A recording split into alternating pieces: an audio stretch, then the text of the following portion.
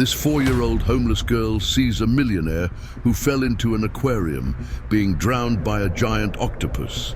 But she jumps into the tank and does something that shocks everyone. Comment what you thought of this story with a rating from 0 to 10. I really want to know if you like my story, and subscribe to my channel to support my work. I'm counting on your help. The smell of rain, mixed with the hot asphalt of Austin, heralded another difficult afternoon for Hope and her grandmother Edna. The 4-year-old girl carried a bucket full of white and red roses, her small hands already calloused from holding the thorny stems. Beside her, Edna leaned on a makeshift cane made from a tree branch, her 72 years weighing like stones on each staggering step. "Grandma Edna, my feet hurt," Hope whispered, looking at the torn flip-flops that barely protected her small feet from the heat of the pavement. Edna stopped and knelt on the sidewalk, ignoring the impatient honks of cars at the light on Congress Avenue. With a piece of cardboard she kept in her tattered bag, she lined the ground and motioned for her granddaughter to sit. "Rest a little, my sweetheart. The money from today's roses barely bought us bread. We need to sell more before it gets dark." The Texas afternoon was especially muggy, with dark clouds gathering over the city. Hope watched the people hurry by, all with set destinations, homes to return to. She tried to imagine what it would be like to have a real bed instead of the damp cardboard under the overpass where they had been sleeping for 3 months. "Grandma, tell me the story about Mommy again," Hope asked, hugging the bucket of flowers against her thin chest. Edna sighed, her tired eyes filling with tears that she quickly wiped away with the back of her dirty hand. "Your mother, Hope, was the bravest woman I ever knew. She worked cleaning those big fish tanks in stores, always humming a strange little tune. She said the animals calmed down when she sang. And Daddy, where is he?" Edna's face hardened. "Your father?" "Chris was a good man. He worked as a diver, cleaning large aquariums for companies. But he had an accident. An accident that—" She swallowed the words, not wanting to burden the child with truths that were too heavy. The first drop of rain fell on Hope's nose, followed by others, thicker and faster. In a matter of minutes, a sudden Texas thunderstorm crashed down on the city. Hand in hand, grandmother and granddaughter ran for shelter, the flowers scattering on the wet asphalt like petals from an abandoned wedding. The Domain shopping center shone before them like an illuminated castle. Its automatic doors opened with a soft whoosh, and a cold, fragrant air enveloped them. Hope had never been inside such a beautiful, clean place. "We can't stay here long," Edna murmured, looking nervously at the uniformed security guards. "They'll send us away soon." But Hope wasn't listening. Her big, curious eyes were fixed on the giant aquarium that dominated the center of the mall. The transparent structure rose almost to the ceiling, filled with crystal-clear water where colorful fish swam lazily among artificial corals. And at the bottom, moving with mysterious elegance, an octopus with long undulating tentacles explored its aquatic territory. "Look, Grandma, it's just like the creatures Mommy took care of." Edna followed her granddaughter's gaze and felt a shiver down her spine. There was something familiar about that aquarium, something that reminded her of better times when she still had a job and dignity. "Hope, come on. Let's sit over there in the corner and wait for the rain to pass." But a small commotion began to form near the aquarium.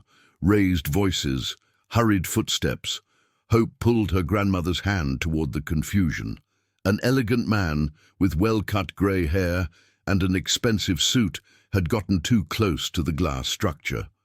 Benjamin Stanford, 58, was known in Austin as the owner of the largest discount pharmacy chain in the region. He usually came to the mall on Saturdays to have lunch at the sushi restaurant on the second floor. But today, something in the aquarium had caught his special attention. "It's extraordinary," he murmured to his secretary, a nervous woman taking notes in a leather-bound planner. An octopus in captivity so far from the sea. How do they maintain a marine environment here in the middle of Texas?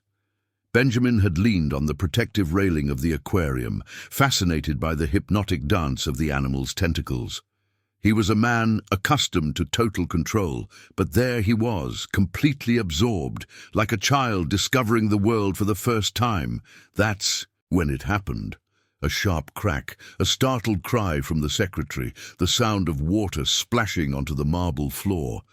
Benjamin had lost his balance and fallen into the giant aquarium. The cold water enveloped him like a transparent shroud. Disoriented, he tried to find the surface, but his desperate movements only agitated the tank's inhabitants more. The fish scattered in panic, but the octopus, its territory threatened, reacted differently. Like a sea ghost, the animal approached the intruder. Its tentacles, thick as ropes and covered with powerful suction cups, began to explore the foreign body that had invaded its world.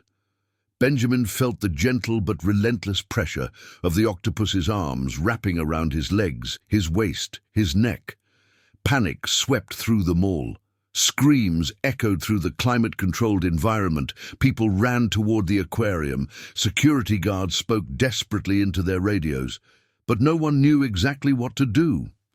How do you get a 58-year-old man out of a 16-foot-high aquarium without hurting either him or the animal?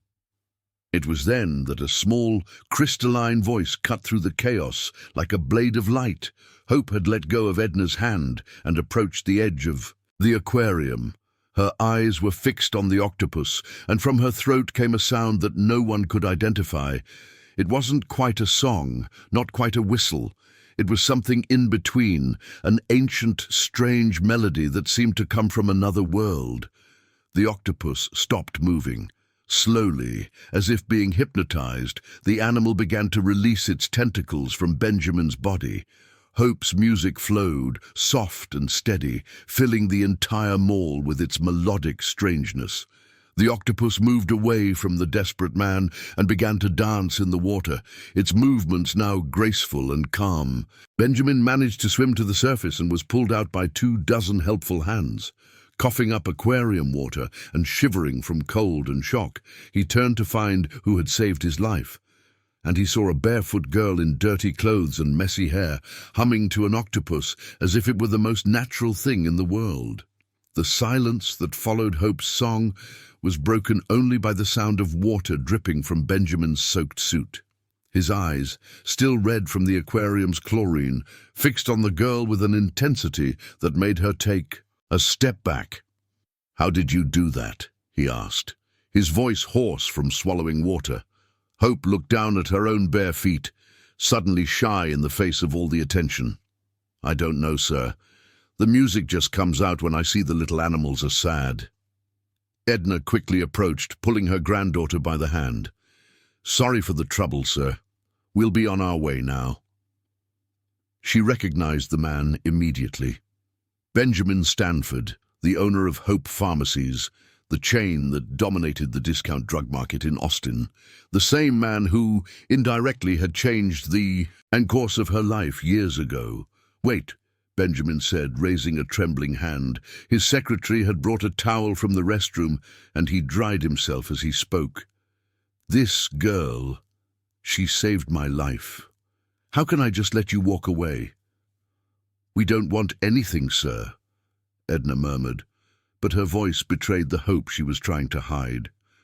"We just want to go home. And where is home?" Edna's silence was answer enough. Benjamin looked at the two of them. The girl, far too thin, in clothes that were clearly not hers, and the elderly woman who could barely stand. The rain still lashed against the mall windows, and he couldn't get the strange sound the child had made to calm the octopus out of his head. "My name is Benjamin Stanford," he said, extending his still damp hand, "and you two have just given me a second chance at life." "Hope," the girl replied, shaking the man's large, cold hand. "And this is my grandma, Edna." Upon hearing the name Edna, something changed in Benjamin's face. His eyes narrowed, as if a distant memory were trying to form. Edna. That name is familiar to me. The old woman tensed. You must be mistaken, sir. I'm just an ordinary person. No, it's not a mistake, Benjamin insisted, his mind working quickly. Edna, you used to work for me, didn't you? At the vet clinic, before I opened the pharmacies. Edna's face turned pale. That was a long time ago. I don't work anymore. Why did you leave? The question hung in the air like a silent accusation. Edna looked around, realizing that a small crowd was still watching them. Security guards, mall employees, onlookers with phones ready to record. This was no place for conversations about the past. If you'll allow me, Benjamin said, noticing her discomfort, I'd like to invite you to lunch. I have many questions, and you two need a warm, dry place. The sushi restaurant on the second floor of the mall was a completely different world from Hope's reality. Low tables, soft tatami mats, the gentle sound of an artificial fountain. The girl sat on the cushioned floor and immediately fell asleep, leaning against Edna's leg, exhausted from her morning of working the streets. She's beautiful, Benjamin commented, watching the child sleep. And that sound she made, I've never seen anything like it. Her mother had the same gift, Edna said softly, stroking her granddaughter's messy hair. Lily could calm any marine animal. She worked cleaning aquariums for companies, and the creatures would become tame in her presence. And where is Hope's mother now? Edna's silence was long and painful. Lily passed away 2 years ago. Heart problems. We didn't have money for the proper treatment. Benjamin felt a weight in his stomach. As the owner of a discount pharmacy chain, he knew all too well the reality of people who couldn't afford quality medicine. And the father.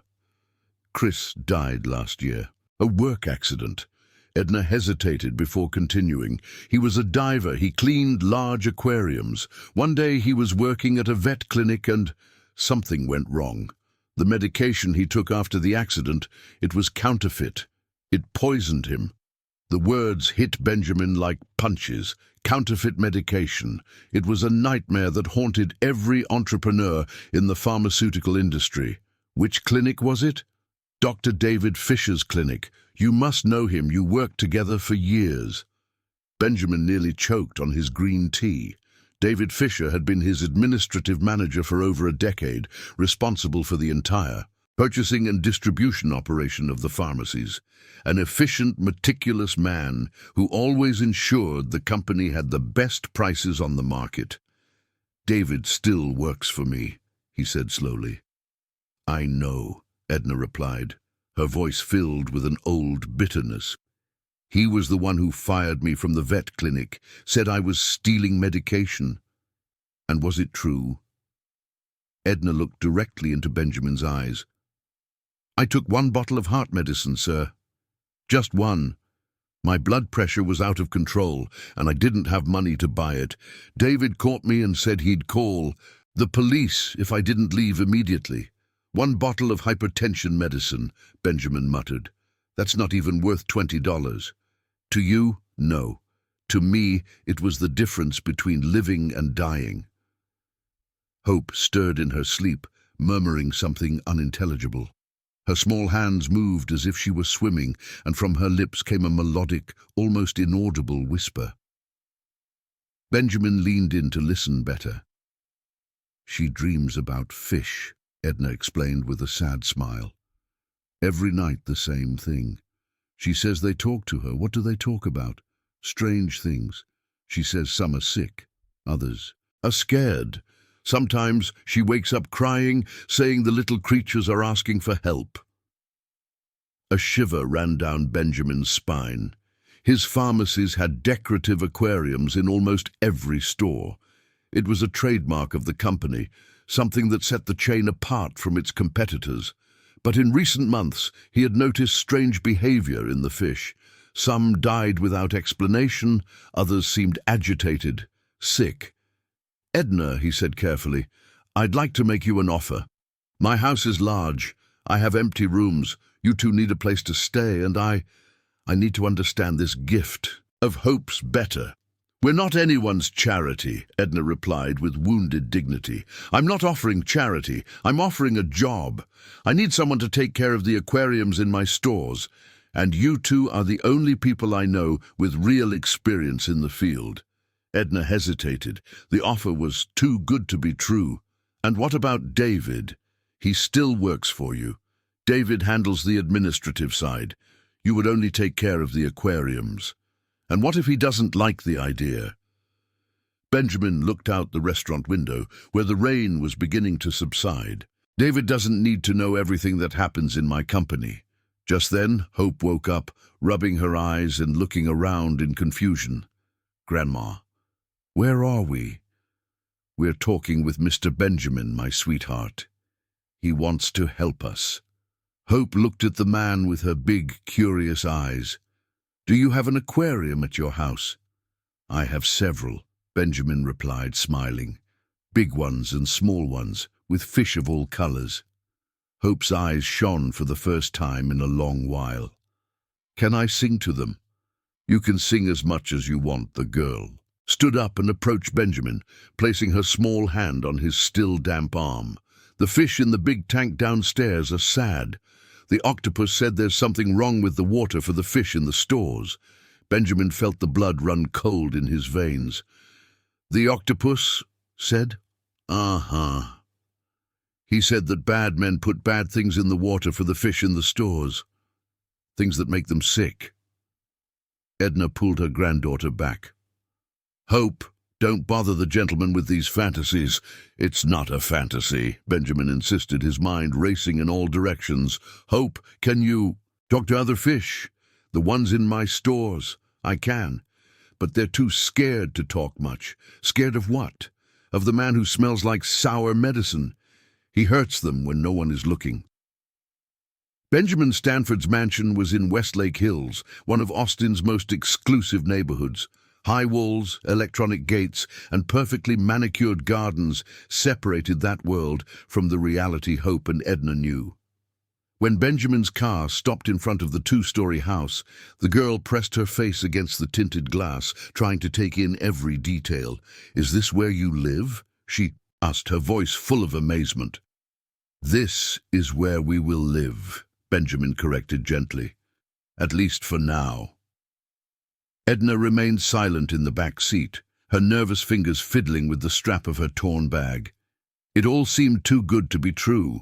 Men like Benjamin didn't save people like them out of pure kindness. There was always a price to pay. The house was even more impressive on the inside. Marble floors, solid wood furniture, expensive paintings on the walls. But what really caught Hope's attention were the aquariums. There were 7 in total, scattered throughout the living room, hallway, and office. Each was a small work of aquatic art, with tropical fish swimming among plants and elaborate decorations. My gosh, Hope whispered, approaching the largest aquarium in the living room. They're sick. Benjamin approached quickly. What do you mean, sick? The girl placed her small hand on the glass, and immediately the fish began to stir. Some approached where she stood, others hid behind the artificial plants. They're scared. They want to get out of here, but why? I take good care of them. I change the water regularly. I give them high-quality food. The food isn't good, Hope said, her voice growing firmer. There's something bad mixed in it, something that makes their stomachs hurt. Edna approached her granddaughter, still suspicious. Hope, don't make things up. It's not make-believe, Grandma. It's just like what happened to Daddy. He took medicine that seemed good, but it had poison hidden inside. The child's words struck Benjamin like a painful revelation. He picked up the container of fish food that sat beside the large aquarium and examined the label. It was the brand David always bought for all the stores, an imported food that cost 3 times as much as the domestic ones. Hope, can you show me which fish is the sickest? The girl concentrated, making that strange melodic sound she had used at the mall. Immediately, a small, colorful fish approached the glass, swimming slowly and unsteadily in the water. "That one," she said, pointing. "He says he can't eat right anymore." Benjamin watched the fish closely. Indeed, the animal seemed lethargic. Its colors were pale, and it moved differently from the others. How had he not noticed this before? "Mrs. Edna," he said, turning to the elderly woman, "do you really know about aquariums?" "I worked for 15 years taking care of fish, sir, at the vet clinic, at the city aquarium, in several stores. Before David fired me, I knew every fish by name." "And do you think there's something wrong with these aquariums?" Edna approached and examined the water, the filter, the temperature. "The appearance is good, but—" She hesitated. "There's a strange smell, kind of chemical, and the fish are behaving like they do when they're over-medicated." "Medicated?" "When they receive too many antibiotics or other drugs. They get like this, slow, with no appetite." Benjamin felt a knot in his stomach. "Do you think someone is putting medication in the food?" "It's possible," Edna replied. "But why would someone do that?" It was Hope who answered, her childish voice carrying a disturbing wisdom. "To test if the poison works before giving it to people." The silence that followed was heavy and uncomfortable. Benjamin sat down heavily in a leather armchair, his mind working quickly. If contaminated medications were circulating in his pharmacies, his entire reputation and company would be at risk. Worse, people could be getting poisoned at this very moment. "I need to check the other stores," he said, standing up abruptly. "Edna, can you take care of the aquariums here? Change the water, give them a different food?" "I can, but you'll need new supplies, filters, sea salt, organic food. Buy whatever you need. And Hope." He looked at the girl, who was still silently talking to the fish. "Can you come with me? I want you to see the aquariums in the pharmacies." "She can go," Edna said, "but only to help the little creatures. I don't want my granddaughter getting mixed up in grown-up trouble." An hour later, Benjamin and Hope were at the chain's largest store located in downtown Austin. The Hope Pharmacy on 6th Street was Benjamin's pride, with its organized shelves, modern counters, and, at the center of it all, a giant aquarium that rivaled the one at the mall. But when Hope approached the tank, her reaction was immediate and disturbing. The girl recoiled as if she'd received a shock, her eyes wide with horror. "I can't stay here," she said, her voice trembling. "They're dying." "Who's dying?" "All of them. The little fish are suffering so much. They want someone to save them, but they can't get out of the bad water." Benjamin looked at the aquarium with new eyes. The water seemed crystal clear. The fish swam normally. Everything was as it always was. But when he paid close attention, he noticed details he had ignored. Some fish were floating belly up at the bottom. Others had white spots on their scales. Many were hiding behind the decorations, as if fleeing from something. "When was the last time the aquarium was cleaned?" he asked Rosemary, the pharmacist in charge of the store. "Mr. Fisher was here yesterday morning. He always takes care of the aquariums personally, says it's important to maintain. And quality. David came in person, yes. He brought new food and some medications for the fish, said it was a disease prevention program." Hope tugged on Benjamin's shirt sleeve. "The man who smells like sour medicine was him. The little fish remember the smell." "What smell, Hope?" The girl made a face. "The smell of something spoiled, like sour milk, but mixed with medicine."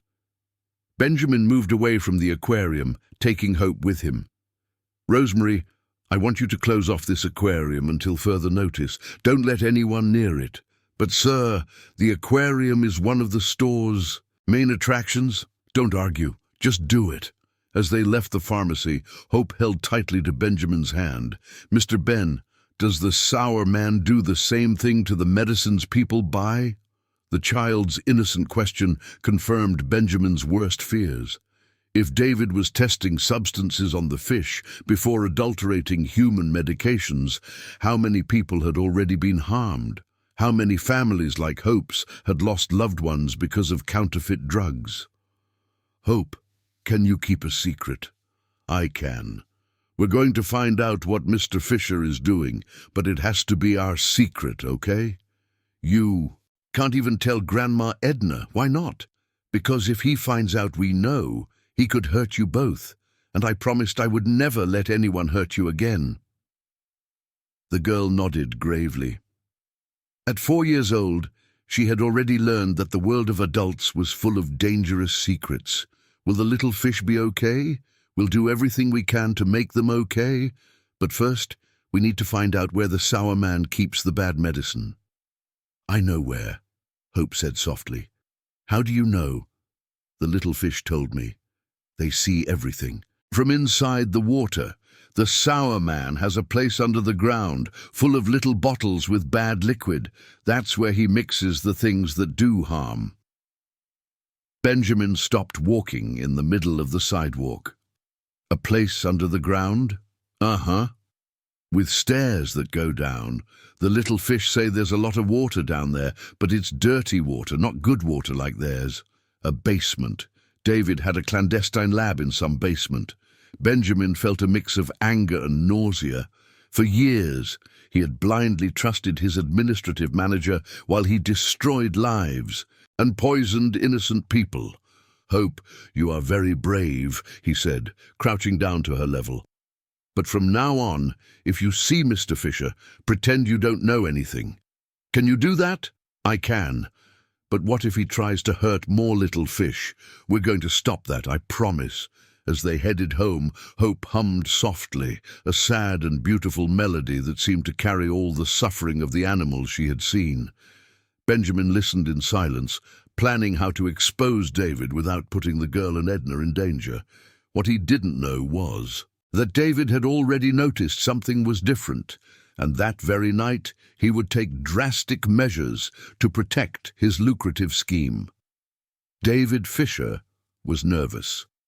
At 45, he had built a silent empire of corruption that extended throughout Benjamin's pharmacy chain, but now something was threatening his perfect setup.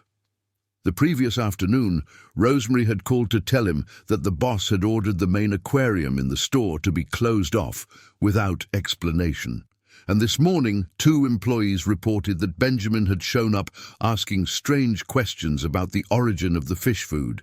Sitting in his office on the 2nd floor of the flagship pharmacy, David nervously shuffled through papers. His clandestine laboratory in the building's basement had been running perfectly for 5 years, producing counterfeit drugs that were mixed with the originals in calculated proportions. The profit was astronomical, and he had managed to get rich without anyone suspecting. But now Benjamin was asking questions. The office buzzer rang, interrupting his thoughts. It was Jimmy, the technician who helped him in the secret lab. "Mr. Fisher, we have a problem," the thin man said, closing the door behind him. "What kind of problem?" The boss was at the 6th Street store yesterday with a child. The girl was staring at the aquarium and saying strange things. Rosemary said she seemed to know the fish was sick. David felt a chill run down his spine. A child? How could a child know about the tests? "I don't know, sir." But after that, the boss ordered the aquarium shut down and forbade anyone from getting near it. The administrative manager stood up and walked to the window, watching the street traffic. For years, he had used the pharmacy aquariums as a testing ground for his adulterated substances. It was the perfect method. The fish reacted to the toxins before humans did, allowing him to adjust the dosages so that the counterfeit drugs caused only long-term problems, never immediate death. "Jimmy, cancel all operations in the lab today, and have the water in all the chain's aquariums changed. Clean water, organic food, no additives. But sir, what about the tests for the new batch of antibiotics? Forget the antibiotics for now. We need to find out who this child is and what she knows." Meanwhile, at Benjamin's mansion, Hope woke from a terrible nightmare. She had dreamed of hundreds of fish trapped in dark aquariums, swimming in murky water while screaming for help. In the dream, she tried to save them, but her small hands couldn't break the thick glass that kept them prisoner. "Grandma!" she called, running to the room where Edna was sleeping. "What is it, my sweetheart?" I dreamed about the little fish at the pharmacy. They were crying. Edna hugged her granddaughter, still amazed at the change in their lives. The room where they were staying was larger than the entire house they had lived in before, and for the first time in years. She had slept in a real bed, but something in the mansion's atmosphere made her uncomfortable, as if they were being watched. "Hope, I want you to be careful what you say to Mr. Benjamin," she said softly. "Why, Grandma?" "Because rich men always want something in return for the help they give, and I don't know what he wants from us. He wants to save the sick little fish. Maybe, but he might want other things too." At that moment, a soft knock on the door interrupted their conversation. It was Benjamin, already dressed and ready to leave. "Good morning. Did you sleep well?" "Very well, Mr. Benjamin," Edna replied politely. "Thank you for your hospitality. No need to thank me. You two are welcome here for as long as you want to stay." He turned to Hope. "Little one, today I want to show you something special." "What is it?" "We have a new pharmacy that hasn't opened yet. I want to see if you can talk to the fish there before they get sick like the others." Edna frowned. "Sir, my granddaughter is too young to be visiting pharmacies. Maybe it's better if she stays here at home." "Mrs. Edna, I understand your concern, but Hope's gift could help save many lives. If there's something wrong happening with the medications, we need to find out before more people get hurt." "What kind of wrong thing?" Benjamin hesitated. He didn't want to alarm Edna, but he also needed her cooperation. "I suspect someone might be tampering with medications. The aquariums are being used to test toxic substances." Edna's face turned pale. "Tampering with medications? Like what killed my son-in-law? Exactly like what killed Chris." The elderly woman sat down heavily on the edge of the bed. For years, she had carried the guilt of not having done anything to stop David from continuing to harm people. Now, she had a chance to make a difference. "All right," she said finally, "but I'm going with you. If you're going to investigate dangerous things, I want to be near my granddaughter. Deal." An hour later, the three of them were at the chain's newest pharmacy, located in the Muller neighborhood. The store hadn't officially opened yet, but the aquariums were already installed and running. Unlike the other stores, this one had 3 smaller aquariums instead of one large one, each with different species of fish. Hope approached the first tank and immediately smiled. "These ones are happy," she said. "The water is clean, the food is good." "And the others?" She walked to the second aquarium and made the same melodic sound as before. The fish approached the glass, swimming in joyful circles. "These are fine too," but when she reached the third aquarium, her expression changed completely. The girl backed away, covering her nose with her small hands. "It smells bad here. Smells like the sour man." Benjamin approached the tank. The water looked normal. The fish were swimming without any apparent problems. "What's wrong?" "He was here early this morning. He put things in the water. The little fish aren't sick yet, but they will be." "What kind of things?" Hope concentrated, making low, strange sounds. The fish in the aquarium began to stir, some approaching the glass, others hiding at the bottom. "They say the water tastes like bitter medicine." The sour man put drops from a small bottle. Edna watched everything with growing horror. "Benjamin, if David was here today, he might be suspicious of something. It's possible. I need to act fast before he destroys the evidence." "Evidence of what?" "Of the lab where he produces the counterfeit drugs. Hope said it's in a basement." "A basement? Where?" Hope answered without hesitation. "Under the big pharmacy, where there are lots of people. The little fish see everything through the pipes that connect the aquariums. The flagship pharmacy. David had built his clandestine lab right under Benjamin's nose, using the basement of the main building. The audacity was both impressive and terrifying. I need to see this place, Benjamin said, determined. Not alone, Edna protested. If David is capable of poisoning medications, he's capable of anything. Then, what do you suggest? Let's call the authorities. With what evidence? The words of a 4-year-old child who says she talks to fish? Edna fell silent. Benjamin was right. No one would believe Hope's story, no matter how true it was. Then we'll get evidence, she said finally, but carefully. If David finds out we know, he might try to silence us. At that moment, Hope tugged on Benjamin's shirt sleeve. The sour man is coming here. How do you know? The little fish in the corner aquarium told me. They can smell his car. Benjamin looked out the window and saw David's car parking in front of the pharmacy. His administrative manager jumped out of the vehicle with a serious expression, carrying a black briefcase. "Quick, let's go out the back door," Benjamin whispered. "No," Hope said, surprising the adults. "I want to talk to him. Hope, no, he won't suspect a small child. I can ask questions you can't." Edna held her granddaughter by the arm. "Absolutely not. It's too dangerous. Grandma, trust me. The little fish will protect me."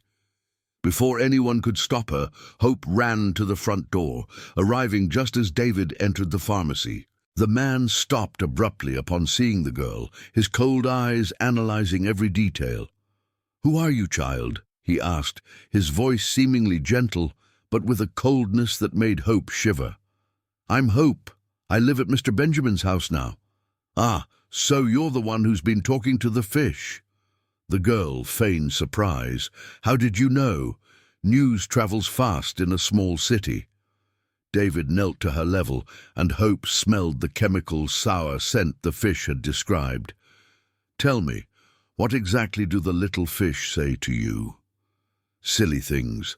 That they're hungry, that they like the clean water. Anything else? Sometimes they talk about people they see. They say some people smell good, others smell bad." David's eyes glinted dangerously. "And me? How do I smell?" Hope looked directly into his eyes, her childish voice filled with a calculated innocence. "You smell like medicine. The little fish like medicine when they're sick." David smiled, but it was a cold smile that didn't reach his eyes. "What a smart girl. I'm sure we'll get along just fine." As he walked away, Hope knew with absolute certainty that she had just met the man who had destroyed her family, and that now, somehow, she was in his way. That night, Hope couldn't sleep. Lying in the comfortable bed of the guest room, she constantly replayed the encounter with David. There was something in that man's eyes that made her feel like a small fish in the presence of a hungry shark. Even at just 4 years old, her instincts told her that she and her grandmother were in danger. Around 2 in the morning, strange sounds from downstairs woke her. Soft footsteps, the sound of running water, muffled whispers. Curious and worried, Hope slipped out of bed and went down the mansion's marble staircase, her bare feet making no sound. The main living room was dark, but a faint light came from the direction of the aquariums. To her surprise, she found Benjamin kneeling beside the largest tank, his sleeves rolled up, carefully tampering with the water with equipment she didn't recognize. "Mr. Ben?" she whispered. He turned quickly, nearly dropping the device. "Hope, what are you doing awake?" "I heard a noise. Are you taking care of the little fish?" Benjamin sighed and motioned for her to come closer. "I'm testing the water. I want to know exactly what substances David is putting in the aquariums.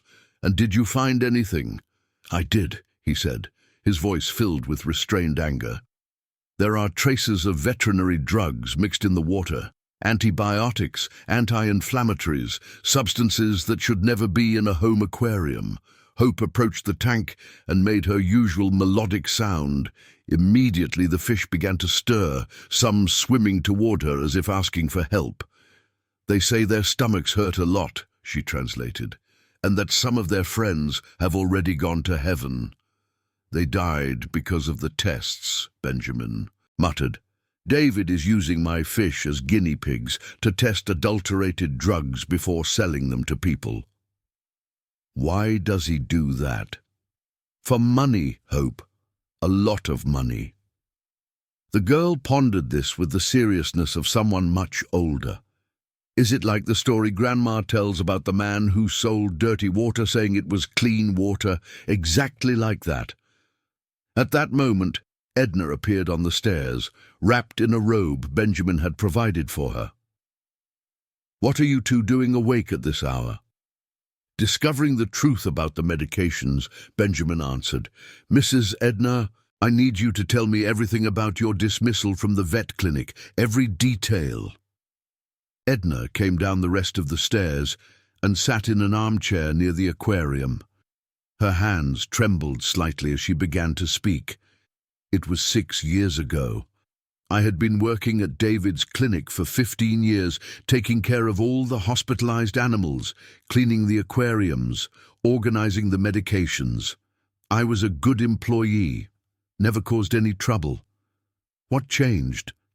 I started noticing strange things, medications arriving with different labels, but the contents were the same. Vials that should have been full would appear half empty, and the animals that took certain drugs didn't get better. Sometimes they got worse. Hope listened attentively, simultaneously translating the movements of the fish in the aquarium. "They remember the clinic," she said. "Some of them came from there." "What do you mean?" "The sour man brought some little fish from the clinic here to continue the tests." Benjamin felt his blood boil.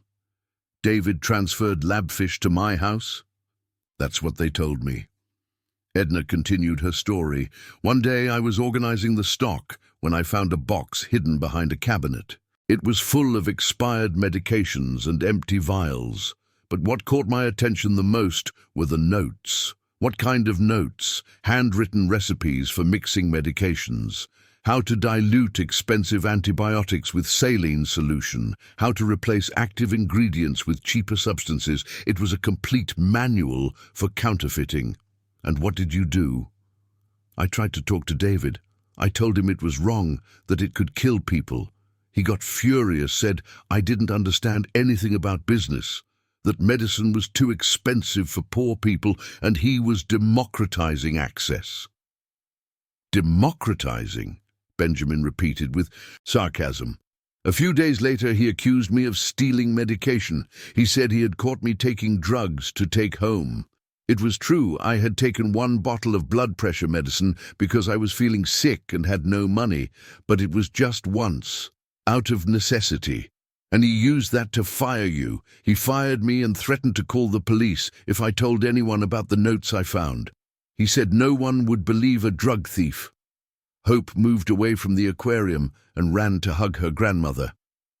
"Grandma, is Mr. Ben going to arrest the sour man? We'll try, my sweetheart, but we need proof." "I know where the proof is," Hope said with conviction. "How do you know?" "The little fish showed me the way. They see everything through the pipes that connect the aquariums. The sour man has a secret place under the big pharmacy, full of little bottles and papers." Benjamin stood up, determined. "Then let's go get that proof." "Now?" Edna asked, alarmed. "Now! If we wait until tomorrow, David might destroy everything. He already suspects we know something, but what if it's a trap? What if he's waiting? It's a risk we have to take."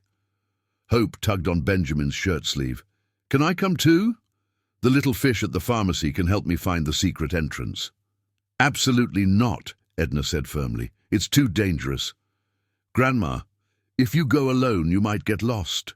The place is full of corridors and doors. Only I can talk to the little fish to ask for directions." Benjamin was torn between needing Hope's help and the risk of exposing her to danger. Finally, he made a decision that would change everything. "Hope can come with us, but she'll stay in the car while Mrs. Edna and I go into the building. If something goes wrong, she can call for help." "Do you promise I won't be alone in the car?" the girl asked. "I promise. If we take more than 30 minutes, you scream and run to the nearest store." An hour later, the 3 of them were parked in front of Benjamin's flagship pharmacy. The three-story building was completely dark, with only the emergency lights on the ground floor creating ghostly shadows in the display windows. "The little fish are agitated," Hope whispered, looking through the window where the main aquarium glowed under artificial light. "They feel that something is going to happen." Benjamin opened the main door with his keys and motioned for Edna to follow him. "Hope, stay here and count to 1,000. If we're not back by the time you finish, do what we agreed." The girl nodded, but as soon as the two adults disappeared inside the building, she got out of the car. Something in the movements of the fish in the display aquarium was calling to her, an urgency she couldn't ignore. She approached the glass and made her usual melodic sounds. The fish thrashed violently, swimming in circles and always heading toward the left side of the tank, as if pointing in a direction. "What are you trying to tell me?" she murmured. That's when she saw it. In the reflection of the aquarium glass, a shadow was moving silently toward the pharmacy entrance. David had arrived, and Benjamin and Edna were walking straight into a trap. Hope looked around desperately. There was no one on the street to ask for help, and screaming might alert David before she could warn Benjamin. She needed to find a way into the pharmacy and alert them to the approaching danger. The fish continued to point to the left side of the aquarium. Following the indicated direction, Hope discovered a small side door that led to the pharmacy's storage room. To her surprise, the door was ajar. With her heart pounding in her chest, she silently entered the building, guided only by the faint light of the aquariums and the certainty that she needed to save the two people she had come to love as family. What she didn't know was that David had also seen her small figure entering the building, and that now they were all caught in a web of danger from which they might not escape. The inside of the pharmacy was plunged into almost complete darkness, broken only by the bluish light of the aquarium scattered throughout the store. Hope moved silently between the shelves of medicine, following the muffled sounds coming from the upper floor. Her bare feet made no noise on the cold floor, and she guided herself mainly by the movements of the fish in the tanks, which seemed to always point in the direction she should go. On the second floor, Benjamin and Edna had found David's office. The door was locked, but Benjamin, as the owner of the building, had the master key to all the rooms. "Be careful not to turn on the lights," he whispered to Edna. "If someone passes by on the street and sees movement in here—" "I understand," she replied, using the flashlight on Benjamin's phone to examine the room. David's office was meticulously organized. Files in alphabetical order, medicines arranged by category, documents stacked with military precision. But it was behind the main desk that Edna made the first important discovery. "Benjamin, come see this." She had found a special file locked with a small padlock. Benjamin forced the lock with a screwdriver he found in a drawer, and what they saw inside horrified them. Hundreds of fake prescriptions, all with the forged signatures of local doctors, detailed spreadsheets showing how to dilute expensive drugs to increase profit, lists of clients who regularly bought controlled substances without a prescription, and most disturbingly, notes on tolerance tests conducted in the pharmacy aquariums. "My God," Benjamin murmured, flipping through the documents. He was testing toxic doses on the fish before adulterating them for human consumption.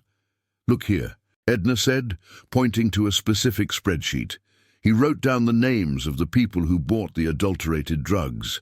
"Your son-in-law, Chris, is on the list." Benjamin felt nauseous as he read the note next to Chris's name. "Test successful. Toxic reaction in 48 hours. Adjust dosage to 72 hours for future batches." "He was using people as human guinea pigs," Benjamin whispered, his voice trembling with rage. "And there are more names here. Dozens of people who died or got sick because of his medications."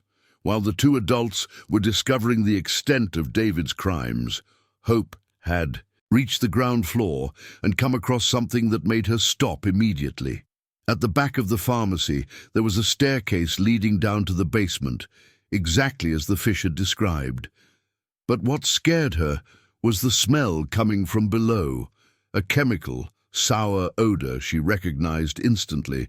David was down there. The girl hid behind a tall shelf and listened. Muffled voices came from the basement, and occasionally she heard the sound of glass clinking and liquids being poured. He was destroying evidence. Hope knew she needed to warn Benjamin and Edna, but she also knew that if she went up the stairs, she might alert David to their presence in the building. She looked around for a solution, and her eyes landed on the largest aquarium in the store. "Little fish," she whispered, approaching the tank. "I need your help." The fish stirred immediately, recognizing her voice. Hope made her melodic sounds, but this time with an urgency she had never used before. It was as if she was screaming silently, desperately asking for help. The effect was instantaneous and surprising. The fish began to swim frantically, crashing against the walls of the aquarium and creating waves that caused the water to overflow. The noise of water spilling onto the floor and the fish thrashing echoed throughout the pharmacy. In the basement, David stopped what he was doing. "What the hell is that noise?"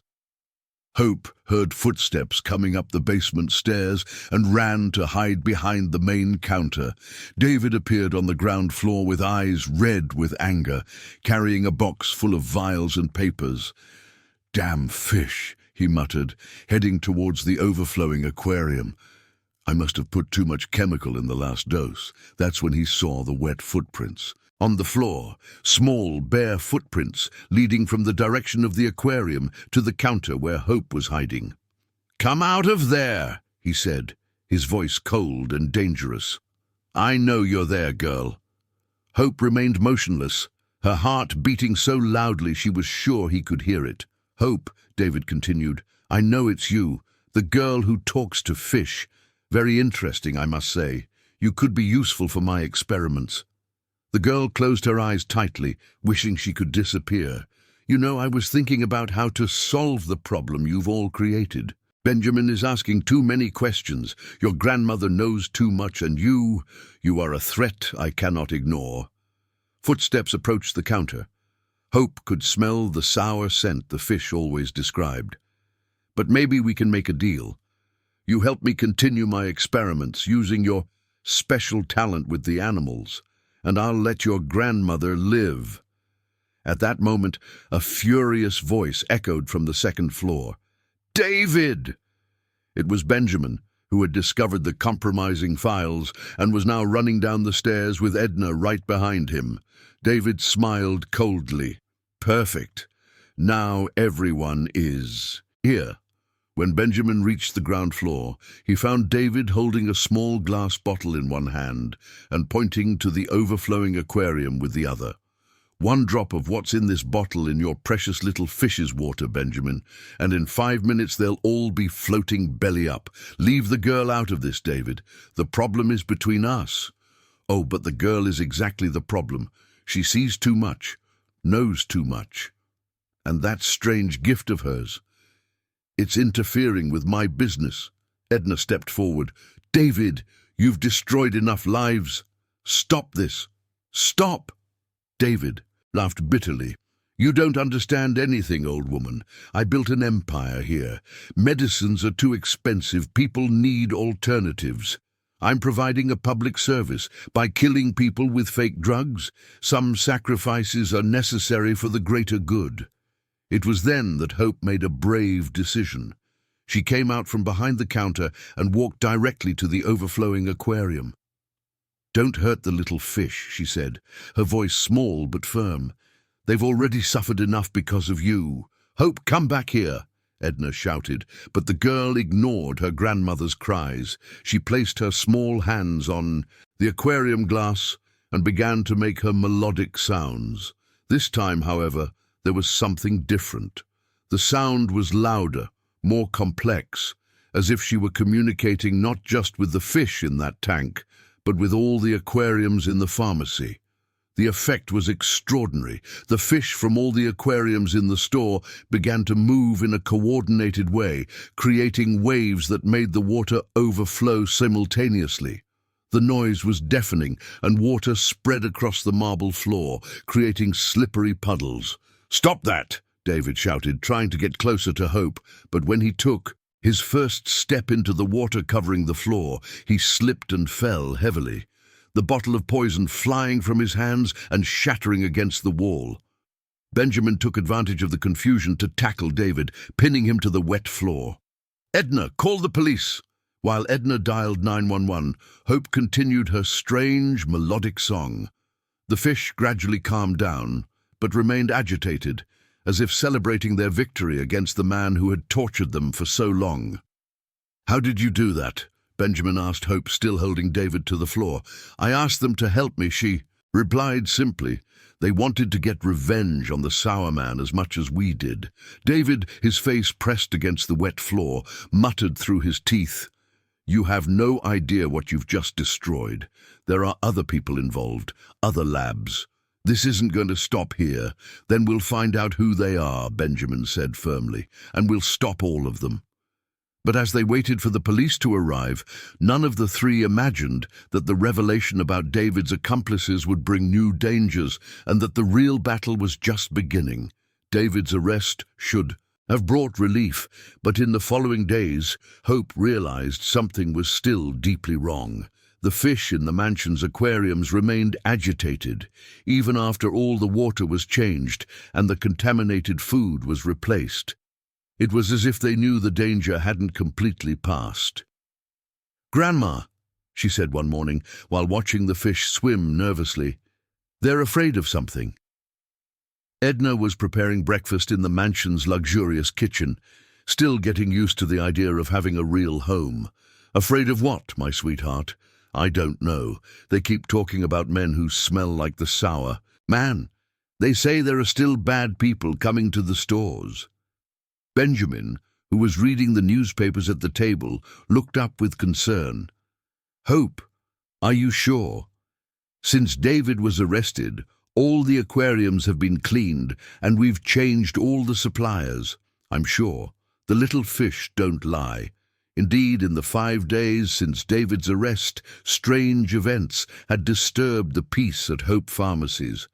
Employees reported that unknown people were showing up at the stores asking questions about the aquariums, always interested in knowing if they had been replaced recently.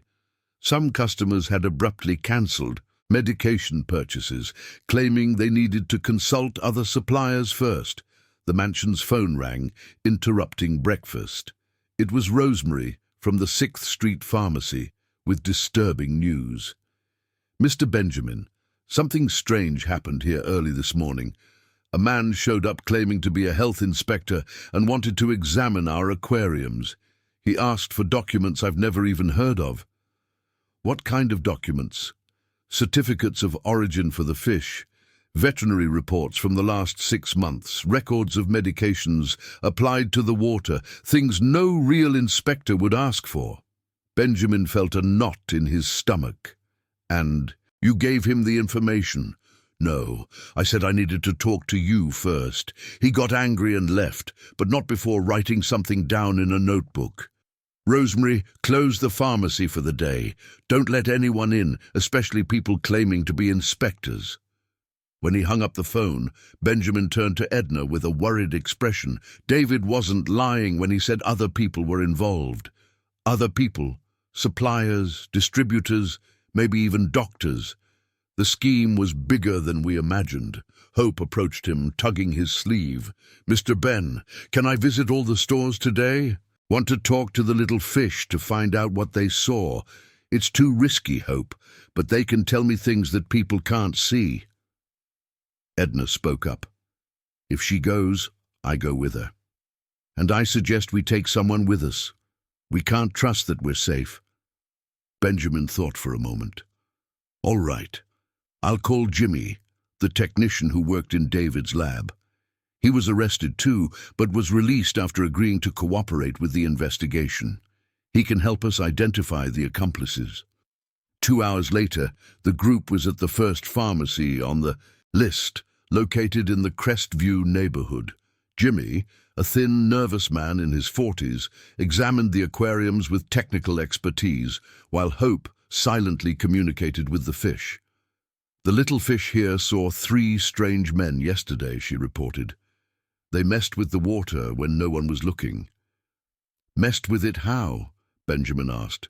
"They put some drops from a tiny little bottle. The fish got dizzy afterward." Jimmy approached the aquarium and tested the water with a kit.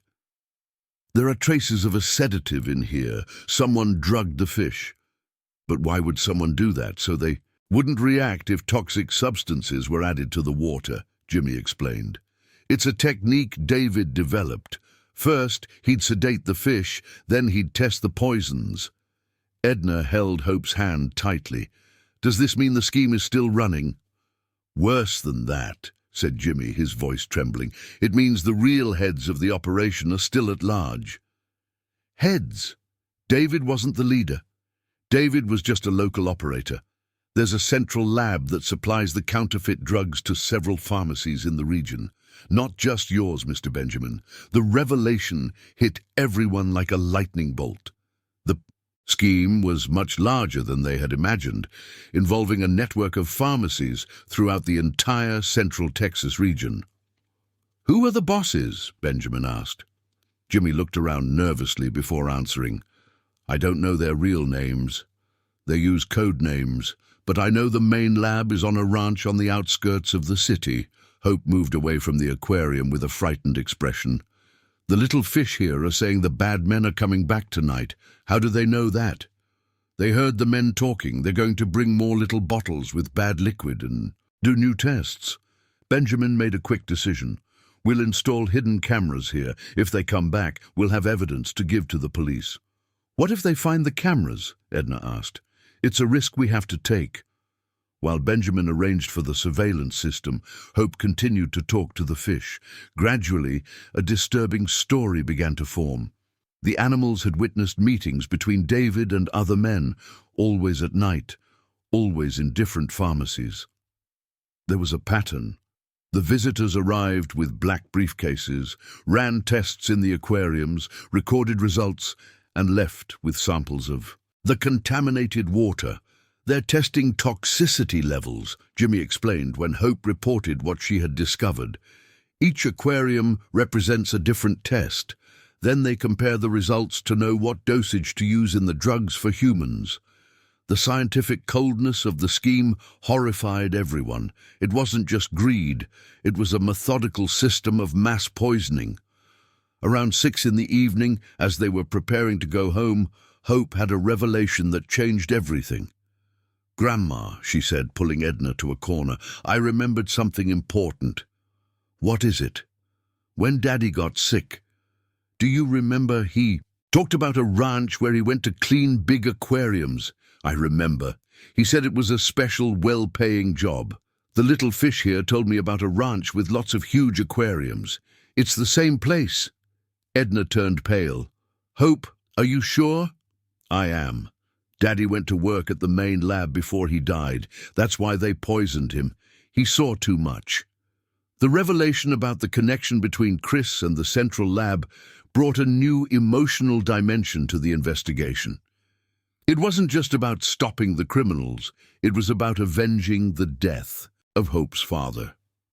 "Where is this ranch?" Benjamin asked. "The little fish don't know the exact location, but they know it's near a river.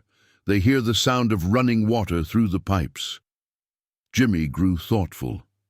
"There are several ranches along the banks of the Colorado River, but only one has the structure for a large lab."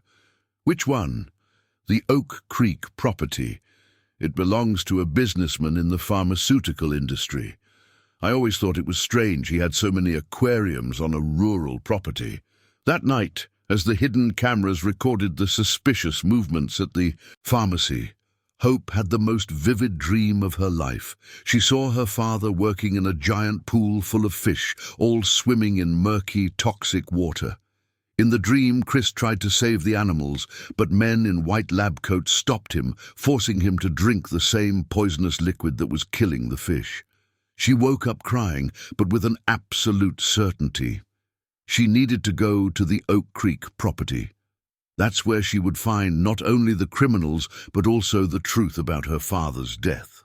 What she didn't know was that the true heads of the operation had already discovered that a 4-year-old girl was unraveling their secrets, and they had decided she was a threat that needed to be eliminated. The discovery about the Oak Creek property brought a new urgency to the investigation, but it also revealed how unprepared they still were to face such a large organization. The next morning, Benjamin received a call that confirmed his worst fears. "Mr. Benjamin, this is Detective Miller. I need to speak with you urgently. What happened? David was found dead in his cell this morning, apparently suicide. He left a letter, confessing everything, but the detective's voice hesitated. There are strange aspects to the situation." Benjamin felt his blood run cold. What kind of aspects? The letter is written in a different handwriting from his, and last night, the security cameras at the station failed for exactly 20 minutes. Do you think it was murder? I can't say that officially, but I recommend you all be very careful. If there are people willing to kill to protect this scheme, no one is safe.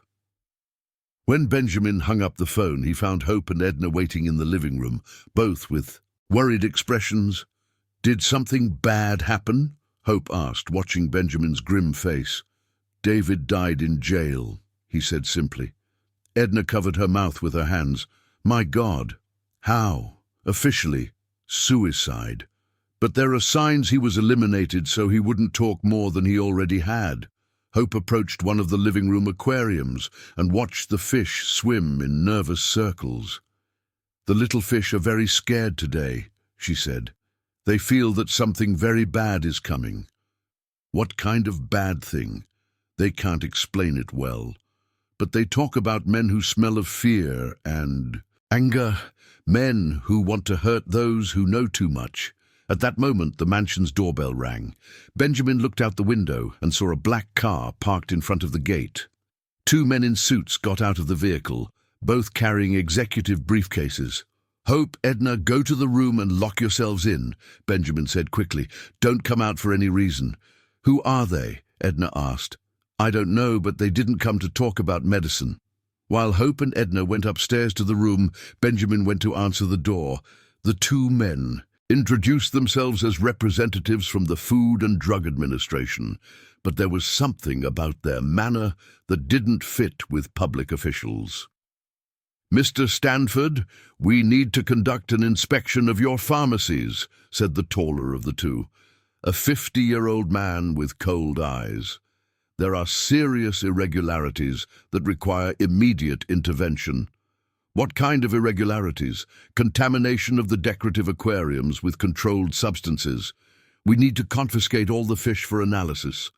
Benjamin felt this was an attempt to destroy the evidence Hope had helped uncover. "I'll need to see official documents before I allow any confiscation." "Of course," said the second man, opening his briefcase. "Here are the authorizations." But when he opened the briefcase, Benjamin saw it didn't contain documents. It was filled with small vials of different colored liquids, syringes and equipment that looked medical. "What is this?" "Medication to sedate the fish during transport," the man answered calmly. "Standard procedure. I won't allow you to touch my fish." The 2 men looked at each other, and Benjamin realized the polite conversation was over. "Mr. Stanford," said the taller one, "you can make things easy, or we can make them complicated. Your choice." "Are you threatening me?" "We're offering one last chance to cooperate." Upstairs, Hope had disobeyed the instructions to stay in the room. Hiding at the top of the stairs, she could hear the conversation and see the men through the railings. What scared her most was the reaction of the fish in the living room. All the aquariums were in a state of extreme agitation. The fish swam frantically, some throwing themselves against the glass walls as if trying to escape. It was the most desperate behavior she had ever seen. Concentrating intensely, Hope tried to communicate with them to understand what was happening. The information she received terrified her. The fish recognized the smell of the two men. They had been at the Oak Creek property working in the central lab. More disturbingly, they had witnessed what had happened to her father. Through the fragmented memories of the aquatic animals that had been transferred from the lab to the pharmacies, Hope saw horrific scenes. Her father trying to refuse to contaminate the fish's water, being forced to drink a toxic substance as punishment, and finally being left to die while the men watched to time the poison's effects. The revelation was so intense that Hope couldn't suppress a moan of horror. The sound alerted the two men, who immediately looked up. "Is there someone else in the house?" asked the taller one. "My housekeeper," Benjamin lied quickly. "Call her down here. She doesn't speak English very well. Call her down here, now." Benjamin went up the stairs slowly, trying to buy time to think of a way to protect Hope and Edna. When he reached the top, he found them hugging in the hallway, both trembling. "They killed Daddy," Hope whispered, tears streaming down her face. "The little fish showed me everything." "How do you know that?" "The little fish that are down here came from the lab where Daddy worked. They saw everything." Edna hugged her granddaughter tightly. "Benjamin, these men aren't from the FDA, are they?" "No. They're the real heads of the operation." "Mr. Stanford," a voice shouted from downstairs, "we're losing our patients." "What are we going to do?" Edna asked in a panic. Hope broke free from her grandmother's embrace and walked determinedly toward the stairs. "I'm going down to talk to them." "Hope, no, they want the little fish because the little fish know the truth about what they did. But if I tell them the fish don't talk to me anymore, maybe they'll go away. It's too dangerous." "Grandma, if I don't try, they'll kill everyone here, just like they did to Daddy." Before anyone could stop her, Hope went down the stairs. When she reached the living room, she found the two men examining the aquariums, observing the agitation of the fish. "You must be the girl who talks to fish," said the taller one, crouching to her level. "I don't talk to fish," Hope replied, trying to sound like a normal, scared child. "That's stuff from movies. Don't lie to me, child. We know exactly who you are and what you can do. I don't know what you're talking about." The man smiled coldly and walked over to the largest aquarium. "I'll prove you're lying." He opened the briefcase and took out a syringe filled with a red liquid. "This is a very potent poison. One drop in the water and all these fish will be dead in 5 minutes." Hope tried not to react, but she couldn't stop her eyes from filling with tears. "Unless," the man continued, "a certain special little girl warns them to hide at the bottom of the aquarium." He brought the syringe closer to the water. "Last chance, girl. Save your little friends or watch them die." The fish had already understood the danger and were swimming desperately, trying to communicate with Hope. She could feel their fear, their silent plea for help. She couldn't resist. She made her melodic sounds softly, and immediately all the fish dove to the bottom of the aquarium, hiding among the plants and decorations. "Excellent," said the man, putting the syringe away. "Now let's talk about a special job we have for you." "What kind of job?" "You're going to help us with some important tests at a ranch. If you cooperate, nothing bad will happen to your grandmother or Mr. Benjamin. And if I don't cooperate?" The man pointed to the aquariums again. "Let's just say there will be a lot of dead little fish, and maybe not just little fish." Hope looked at Benjamin, who had come down and was standing at the foot of the stairs with a look of despair on his face. She looked up the stairs where Edna was hiding. She looked at the fish she had just saved, and she made the hardest decision of her life. "I'll go with you," Hope said, her voice small but firm. "But only if you promise not to hurt Grandma and Mr. Benjamin." The taller man smiled with satisfaction. "Very sensible for a 4-year-old. You learned fast." "Hope, no!" Benjamin shouted, trying to approach. The second man immediately blocked his path, putting his hand inside his jacket in a clear threat. "Stay where you are, Mr. Stanford. The girl has made her choice. She's just a child. She can't decide that on her own. "The can, and she has," replied the first man, taking Hope's hand. "Don't worry, she's just going to help us with some tests. If all goes well, you'll see her again in a few days." Edna ran down the stairs, tears streaming down her face. "Please, take me instead of her. She doesn't understand what you're asking. We don't want you, old woman. We want someone with a very specific talent." Hope looked at her grandmother and Benjamin, trying to memorize their faces. She was sure she was doing the right thing, but she also knew she might not see them. "Again, Grandma, take good care of the little fish," she said, squeezing the man's hand, "and tell them I'll be okay." As the two men led Hope out of the mansion, she managed to whisper quickly to the fish in the entrance aquarium, "Tell Mr. Ben to follow the smell of the dirty water. You know where it is." The black car departed, leaving behind a desperate Edna and a completely helpless Benjamin. The drive to the Oak Creek property took almost an hour, during which Hope sat in silence, watching the rural landscape pass by the window. The men talked in low voices about testing schedules and new product batches, but she pretended not to understand. When they finally arrived, Hope was shocked by what she saw. The ranch was much larger than she had imagined, with several large sheds scattered across an area of at least 10 acres. But what impressed her most were the tanks. Dozens of them, of all sizes, spread across the grounds like a giant aquatic farm. Some were outdoors, others covered by glass greenhouses. The sound of running water was constant, created by a complex system of pumps and filters that connected all the reservoirs. "Impressive, isn't it?" said the taller man, watching Hope's astonished expression. "The largest aquatic testing lab in the region. What is all this for? To save lives, child. We test medicines on fish before giving them to people. It's much safer this way." Hope knew he was lying, but she said nothing. As they walked toward the main shed, she tried to mentally communicate with the fish in the nearby tanks. The information she received was disturbing. Hundreds of aquatic animals in different stages of intoxication. Some received small doses of toxic substances, others larger doses. There were separate tanks for each type of test. One for adulterated heart medications, another for fake antibiotics, and yet another for contaminated anti-inflammatories. It was an industrial system of animal torture disguised as a scientific laboratory. "This way," said the second man, guiding her to a smaller shed at the back of the property. Inside the shed, Hope found a facility that looked like something out of a scientific horror film.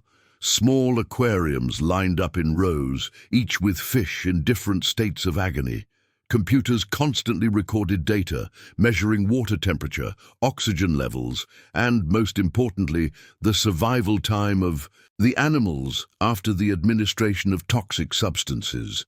"Your job will be very simple," explained the taller man, introducing her to a third man, this one wearing a white lab coat like a scientist. "Dr. Abel, this is the special girl we mentioned." Abel, a thin 60-year-old man with thick glasses, observed Hope with scientific interest. "So you can really communicate with fish?" "I can." "Excellent. For months, we've been trying to figure out why some of our tests fail. The fish die before the expected time, or they survive when they should die. We suspect there are variables we can't measure." "What kind of variables?" "Stress, fear, pain. Emotional factors that can affect the animal's resistance to the substances we test." Hope immediately understood what they wanted from her. They wanted her to determine the emotional state of the fish to make the tests more accurate and consequently more effective for poisoning people. "I'll show you how it works," said Abel, leading her to an aquarium where a goldfish was swimming slowly in circles. This one received an experimental dose of diabetes medication adulterated with distilled water. It should have died 3 hours ago, but it's still alive. Hope approached the tank and made her soft, melodic sounds. The communication with the fish was immediate and heartbreaking. The animal was suffering terribly, but was staying alive through sheer force of will, hoping someone would save it. "He's in a lot of pain," Hope reported, struggling to keep her voice steady. but he doesn't want to die because he's hoping someone will come to help him. Interesting, Abel noted. So psychological factors really can affect physical resistance. This explains the inconsistencies in our data. What are you going to do with him now? We'll try a more concentrated dose until we get the expected result. Hope watched in horror as Abel prepared a second injection of a toxic substance. The goldfish looked at her through the glass, its small, round eyes reflecting a suffering she felt in her own heart. "Wait," she said impulsively. "Can I try something first? What do you want to do? Talk to him to not have hope anymore. If you're right, he should die faster if he's not fighting to live." Abel was intrigued. "Can you really influence the emotional state of the fish?" "I can. It was a terrible lie, but Hope had a plan. If she could convince these men that she could control the fish's emotions, maybe she could use it against them." She approached the aquarium again and made her melodic sounds, but this time with a different intention. Instead of reassuring the fish, she tried to convey a specific message. Resist as long as possible, no matter what happened. To her surprise, the goldfish reacted unexpectedly. It began to swim with more energy. Its colors became brighter, and it moved to the most oxygenated part of the tank. "Extraordinary," Abel murmured. "He's recovering. How did you do that?" "I told him to have hope," Hope lied. "Sometimes that works better than taking hope away." Over the next few hours, Hope was forced to test her ability in several aquariums. Each time, she secretly tried to strengthen the fish's resistance instead of weakening it. To her surprise and joy, many animals that should have died began to recover. Abel was fascinated with the results, but also confused. "Your methods are unpredictable, but effective." "It's because every fish is different," Hope improvised. "I need to get to know all of them better to do more accurate tests." "Interesting. How much time would you need?" "A few days, maybe, to talk to all of them and understand what each one needs to hear." At that moment, one of Abel's assistants entered the shed with urgent news. "Doctor, there's police activity on the roads. It seems they're looking for the girl." The two men who had brought Hope looked at each other nervously. "How did they find out so quickly?" "I don't know, but we have to speed up the tests." Abel turned to Hope with a new urgency. "Change of plans, girl. You have until tomorrow morning to complete all the evaluations. After that—" He didn't finish the sentence, but Hope understood perfectly. After that, she would no longer be useful to them. As she was taken to a locked room in a smaller house on the property, Hope made a discovery that changed everything. Through the room's window, she could see a giant tank at the back of the ranch. It was different from the others, more elaborate, with a complex filtration system. And swimming inside it, she recognized some fish she had seen in Benjamin's pharmacies months ago. That was the main tank, where the graduated fish that had survived all the tests were kept. The animals that knew all the secrets of the operation, including details about her father's death. Hope knew immediately that she needed to get to that tank, no matter the risk. It was her only chance to discover the whole truth and perhaps find a way to destroy that terrible place forever. The night at the Oak Creek property was long and terrifying. Hope lay on the narrow bed in the locked room, listening to the sounds from outside. Water pumps running continuously, the footsteps of men on patrol, and most of all, the constant whisper of the fish from all the tanks communicating with each other. It was as if the entire ranch were a vast aquatic communication network, and gradually Hope began to understand that the fish were organizing some kind of resistance. Around 3 in the morning, she heard something that made her sit up in bed immediately. A familiar melody, coming from the direction of the main tank. It was the same song her mother used to sing, but distorted, as if being played through water. Concentrating intensely, Hope tried to locate the source of the sound. To her surprise, she discovered it was one of the fish in the main tank that was singing, a fish that had known her father. The communication was difficult, crossing the distance and the walls, but gradually a clear message formed. Daughter of the singer, come. Important secrets. Great danger is coming. Hope knew she had to get out of that room, but the door was locked and there were guards outside. She examined every inch of the small room until she found a ventilation grate in the corner near the floor. It was small, but perhaps a 4-year-old could fit through it. Careful, not to make a noise, she managed to remove the grate and crawl through the ventilation duct. It was a tight, dark space, but it led her exactly where she needed to go, outside the house. When she emerged from the duct at the back of the property, she found herself just a few feet from the main tank. It was an impressive circular structure, almost 16 feet in diameter and 6 feet deep.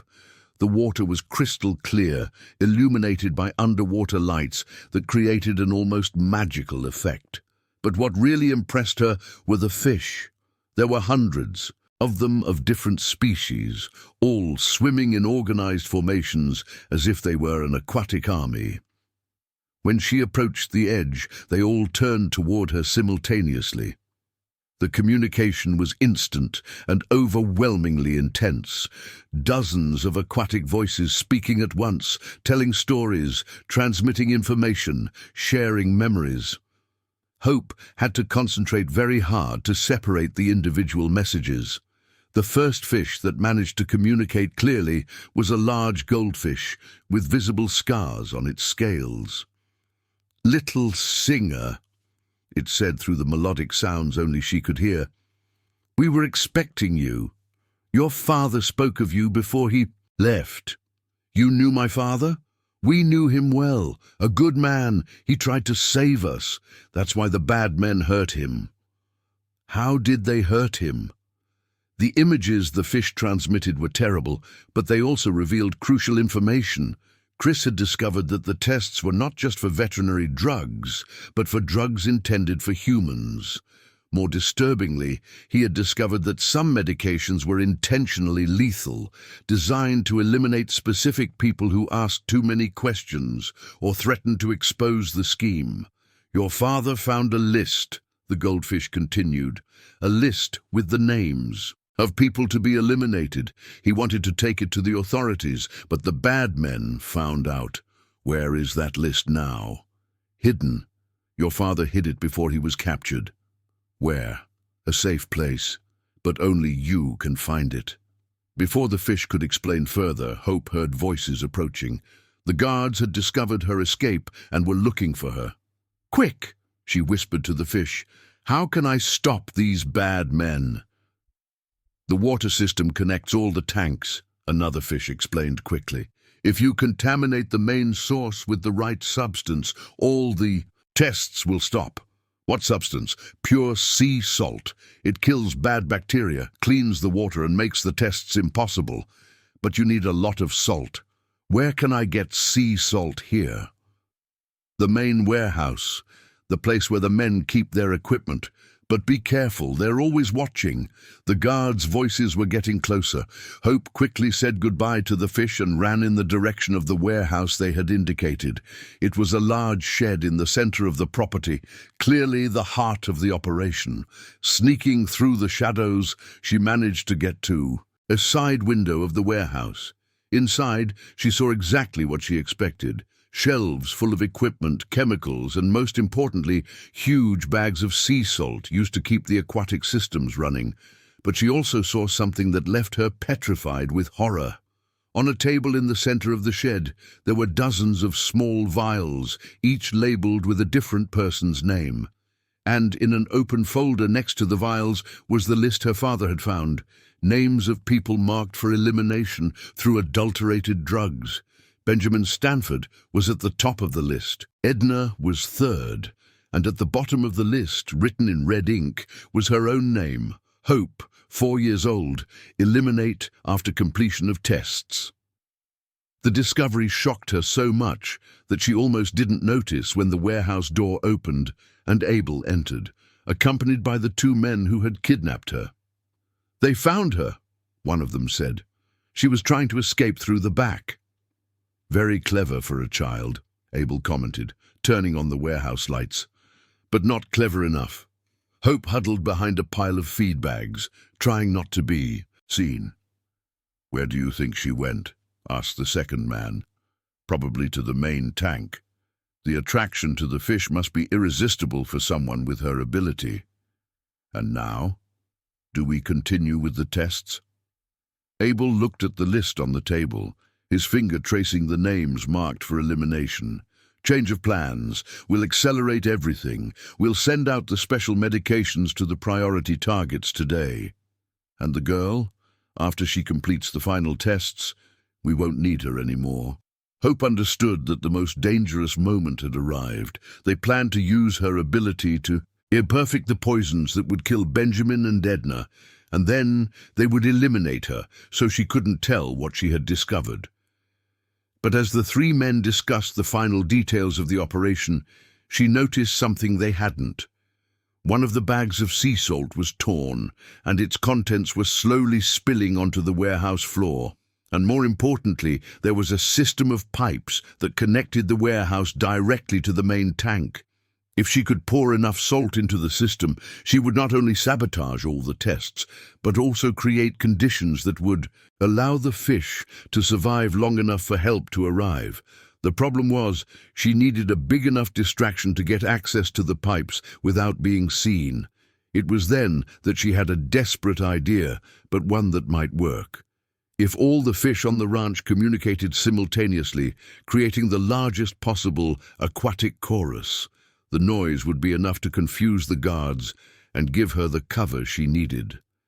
Closing her eyes and concentrating as she never had before, Hope sent a mental message to every tank, every aquarium, every container of water on the property. "Now, all together, sing for freedom." The result was both extraordinary and terrifying. Hundreds of fish began to thrash violently, creating waves, splashes, and a collective sound that echoed throughout the ranch like the war cry of an aquatic army. The three men in the warehouse were confused and alarmed by the sudden noise.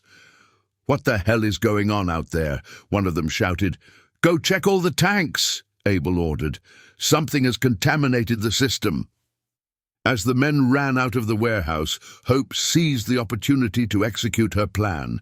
She dragged the torn bag of sea salt to the main pipe connection and poured the entire contents into the system. Within minutes, salty water began to circulate through all the tanks on the ranch. What she didn't expect was that her sabotage would have consequences far beyond what she had planned, and that she was about to discover the last and most terrible secret of that place.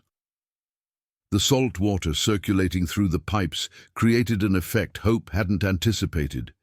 In addition to neutralizing the toxic substances, the sea salt activated an automatic emergency system that began to drain all the tanks simultaneously. Warning sirens blared throughout the ranch, and red lights flashed in all the sheds. "Contamination protocol activated," a computerized voice announced. "All tanks draining in T-10 minutes." Hope immediately understood what was happening. The lab had a security system designed to destroy all evidence in an emergency. In 10 minutes, all the fish would be dead and all the proof would be gone. But she also realized this could be her chance to escape. In the ensuing chaos, with men running back and forth trying to disable the system, Hope managed to slip out of the warehouse unseen. She ran straight to the main tank, where she found a desperate scene. The fish were in a total panic, the water was dropping rapidly, and the animals that had survived years of brutal testing now faced death by suffocation. "Little Singer," the goldfish called out urgently, "the system is going to kill us. You have to stop the draining." "How?" "Control panel. In the main shed. The emergency code is written on the wall behind the computer." "What code?" "Your father found it. He wrote it down before he hid the list. The code is Hope 2019. Hope felt tears in her eyes. Her father had used her name as a security code, knowing that one day she might need that information. Running faster than she had ever run, she headed for the main shed. The building was in an uproar, with technicians desperately trying to fix the system's malfunction. In the confusion, no one noticed a small girl sneaking over to the central control panel. The main computer was displaying a red emergency screen. Complete facility purge, 0732 remaining. Hope located the keyboard and carefully typed Hope 2019. To her delight, the screen changed immediately. Emergency protocol cancelled. System reset in progress. The sirens stopped, the red lights went out, and the pumps began to refill the tanks with clean water. But her victory was short-lived. Very clever girl. Hope turned to find Abel standing behind her, holding a syringe with a clear liquid. "How did you know the emergency code? My daddy told me," she lied, trying to back away slowly. "Impossible. Your father died before we could properly interrogate him." Abel's eyes lit up with a dangerous understanding. "Unless he left some kind of message. I don't know what you're talking about." "Of course you do. And now you're going to tell me where he hid the list with the targets' names." Hope knew she had reached her limit. There was nowhere left to run, and Abel was clearly prepared to use that syringe if she didn't cooperate. It was then that she heard something that filled her with hope: police sirens approaching the ranch. "It seems we have visitors," Abel said, hearing the sounds as well. "But don't worry. There are escape tunnels that lead to the river. You're coming with me." He grabbed Hope's arm and dragged her toward a door at the back of the main shed. The door opened to a staircase that led down to an underground tunnel. "Your friend Benjamin was very persistent, but he arrived too late," Abel said as they descended. "In an hour, we'll be in Mexico, and you'll be working for us permanently." The tunnel was long and dark, lit only by emergency lights. Hope could hear the sound of running water getting closer. They were heading toward the Colorado River. But as they walked, she noticed something strange. Small streams of water were seeping into the tunnel from the walls, creating puddles on the floor. "The pipes have leaked." Abel muttered with irritation. "The salt you poured in has corroded the connections." It was then that Hope realized the small streams were carrying something unexpected. Small fish that had managed to escape the tanks through the drainage system, and they were trying to communicate with her. "Danger ahead," the small animals transmitted. "Armed men waiting at the tunnel exit." Hope understood that Abel was leading her straight into a trap. His accomplices were waiting at the end of the tunnel to eliminate her as soon as she was no longer useful. She needed to find a way to escape. Before they got there, looking at the puddles on the floor, she had a desperate idea. If she could cause a larger leak in the pipes, she might create enough confusion to escape. "Dr. Abel," she said, stopping, "can I ask a question?" "What is it? Why do you kill so many people? Wouldn't it be easier just to sell fake medicine without killing anyone?" Abel smiled coldly. "You don't understand anything about business, girl. Some people ask too many questions. Others discover things they shouldn't, and others," he looked directly at her, "have skills that could be dangerous for us. My skill isn't dangerous. I just talk to fish." "Exactly. And fish see everything, hear everything, remember everything. They are perfect witnesses to our crimes." At that moment, Hope did something that surprised even herself.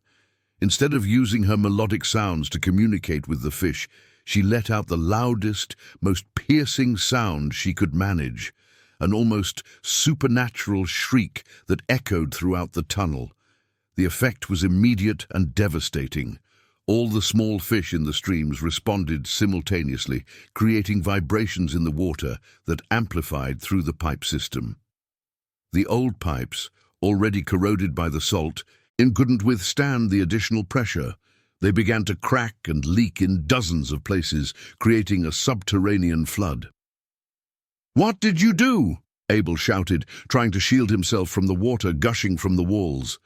"I asked my friends for help," Hope replied, using the confusion to run back toward the stairs. but Abel managed to grab her before she reached the exit. "You'll pay for this, you little demon." He raised the syringe, preparing to inject the clear liquid into Hope's arm. It was then that a familiar voice echoed through the tunnel. "Let the girl go! Now!" It was Benjamin coming down the stairs with 2 armed police officers. "How did you find us?" Abel shouted, still holding Hope. "The fish showed us the way," Benjamin replied with a grim smile. "Hope taught them how to work as a team." What had happened, Hope would find out later, was extraordinary.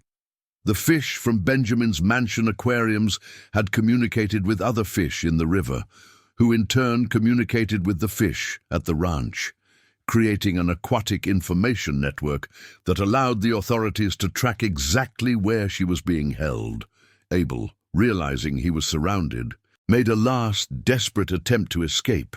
He pushed Hope toward the officers and ran toward the river, but what he didn't know was that the fish in the Colorado River were also waiting for him. When he jumped into the water, hundreds of small fish surrounded him, not to attack, but to confuse and disorient him until the police could pull him from the water. 2 hours later, the entire network of clandestine labs was dismantled. The list Chris had hidden was found exactly where the fish said it would be, buried near the main tank inside a waterproof container. But the biggest revelation was yet to come. When the authorities examined the lab's computers, they discovered the operation was even larger than they had imagined. There were similar labs in 5 states, all using the same methodology of testing on fish to develop lethal drugs. And at the center of it all, as the true leader of the organization, was a person no one had suspected. Hope's reunion with Edna was filled with tears and desperate hugs. The grandmother had spent 2 days without sleep, pacing through Benjamin's mansion like a ghost, constantly talking to the fish in the aquariums in the hope of receiving news about her granddaughter. "Don't you ever leave me like that again," Edna whispered, holding Hope as if she might disappear again. "I thought I'd lost you forever." "I was scared too, Grandma, but the little fish protected me." Benjamin watched the scene with a mix of relief and concern. Although they had saved Hope and dismantled the main lab, he knew the investigation was far from over. The seized computers revealed a criminal network far more complex than anyone had imagined. "Hope," he said gently, "I need to ask you some questions about what you saw at the ranch. The information could help the police arrest more bad people. I can answer. But first, can I see the little fish? I want to make sure they're okay." When they approached the mansion's aquariums, Hope was surprised by what she found. The fish were organized differently, swimming in formations she had never seen before. It was as if they had developed a more complex visual language during her absence.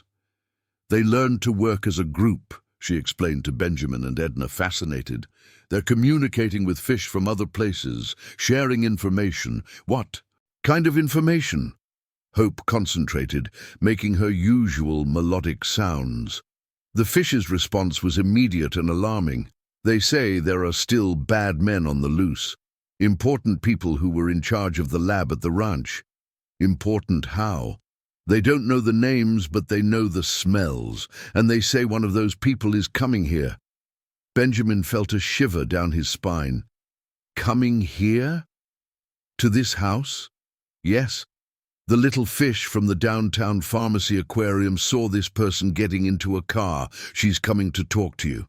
At that exact moment, the mansion's doorbell rang. Benjamin went to the window and saw an official government car parked in front of the gate. An elegant woman, about 50 years old, got out of the vehicle, accompanied by 2 men in suits. "It's Dr. Catherine Roberts," Benjamin murmured, recognizing her immediately. "The State Health Commissioner." "I don't understand why she's here." "Grandma," Hope whispered, hiding behind Edna. "That's the bad woman. The little fish are screaming in fear." "How do you know she's bad?" "They recognize the smell. She was at the ranch many times. She was the one giving orders to the other. Bad men." The revelation hit Benjamin like a lightning bolt. Catherine Roberts was not only a respected public health authority, but also one of the most powerful people in the state. If she was involved in the criminal operation, it meant the corruption reached the highest levels of government. "Benjamin, I need to speak with you urgently," Catherine said when he opened the door, her voice seemingly concerned. "It's about the events at the ranch." "Of course, Commissioner. Please, come in." Catherine entered the mansion accompanied by the two men, but her eyes immediately fixed on the aquariums in their living room. "What beautiful aquatic installations you have here. Thank you, they're my hobby." "And the girl, the one they say has special abilities with fish? I would very much like to meet her." Benjamin hesitated. "She's resting. She's been through a traumatic experience. I understand perfectly, but that's exactly why I need to speak with her. As a health authority, I have an obligation to check on her well-being." Hope watched everything from the top of the stairs, hidden behind Edna. She could see that the fish in all the aquariums were extremely agitated, swimming in desperate circles as if trying to warn of immense danger. "The little fish are saying she brought poison," she whispered to her grandmother. "It's in a syringe inside her purse." "Are you sure?" "Absolutely. They can smell the bad substance." Edna made a brave decision. She went down the stairs and entered the room where the adults were talking. "I'm sorry to interrupt," she said, "but I need to inform you that Hope is feeling unwell. Perhaps it would be better if the Commissioner came back another day." Catherine smiled, but it was a cold smile that didn't reach her eyes. "What a shame. I was really hoping to meet her today." "Why the special interest in my granddaughter?" Edna asked with suspicion. "Well, a child who supposedly talks to animals is a fascinating scientific phenomenon. We would like to study her to better understand this condition." "She is not an experiment," Edna said firmly. "Of course not, but think of the possibilities. If she can really communicate with animals, imagine how that could help veterinary science, environmental conservation, or lab tests," said a small but firm voice. Everyone turned. Hope had come down the stairs and was standing at the entrance to the room, looking directly at Catherine. "Hope, go back upstairs," Benjamin said quickly. "No, Mr. Ben, I need to talk to the bad woman." Catherine laughed nervously. "Bad woman? What a vivid imagination." "You were in charge of the men who hurt the little fish at the ranch," Hope said, walking toward the main aquarium. "You also ordered my daddy to be killed."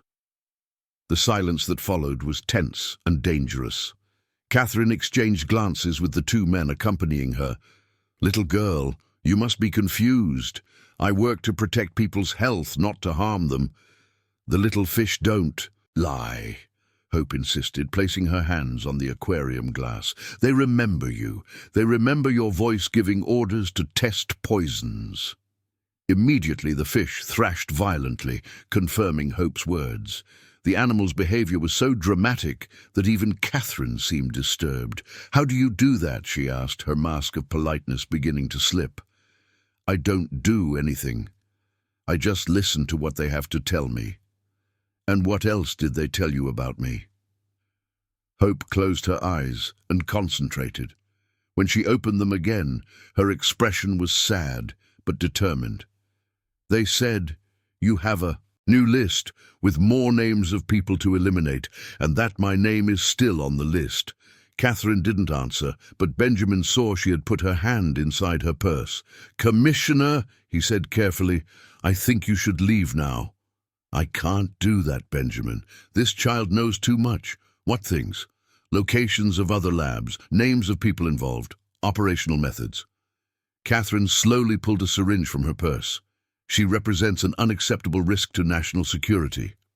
"National security?" Edna repeated in disbelief. "You don't understand the magnitude of the operation we were conducting. It wasn't just about money. It was about population control, selective elimination of undesirable elements of society." The cold, calculated confession horrified everyone. Catherine wasn't just a common criminal. She was a dangerous ideologue who used her position to implement a program of extermination disguised as a pharmaceutical business. "And now," she continued, approaching Hope with the syringe, "we're going to solve this problem once and for all." It was then that something extraordinary happened. Hope made a sound none of them had heard before, an urgent, desperate call that echoed throughout the house. In response, all the aquariums in the mansion began to overflow simultaneously.